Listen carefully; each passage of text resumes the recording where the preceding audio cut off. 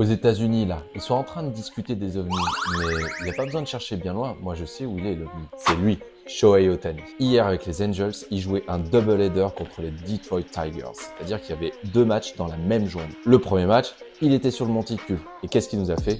Un match complet, un blanchissage et un seul coup sûr concédé. Et puis bon, pour le deuxième match, il s'est dit que ça pourrait être pas mal d'être encore meilleur.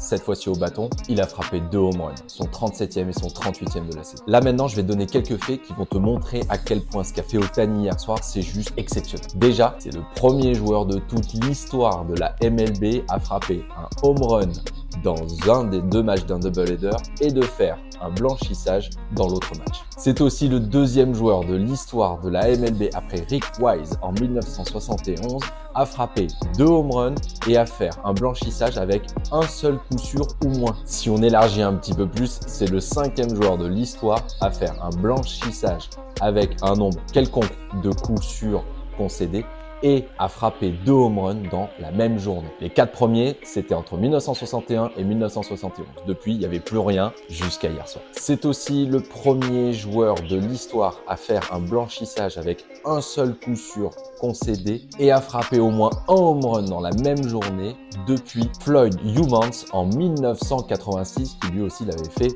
mais cette fois-ci dans le même match. Maintenant, son total de home run sur la saison est donc de 38 et c'est donc de loin le record pour un joueur qui a lancé un blanchissage dans une saison. Le précédent record, c'était Babe Ruth. Tu t'imagines en quelle année c'était. Et pour encore en rajouter, parce que je pense qu'on pourrait y passer des heures, Shohei Ohtani est aussi en tête de la ligue en OPS, en slugging, en home run, en moyenne au bâton des adversaires quand il est sur le monticule. Et en plus, il est premier à égalité sur le nombre de triples réussis. On lui donne le MVP tout de suite ou pas?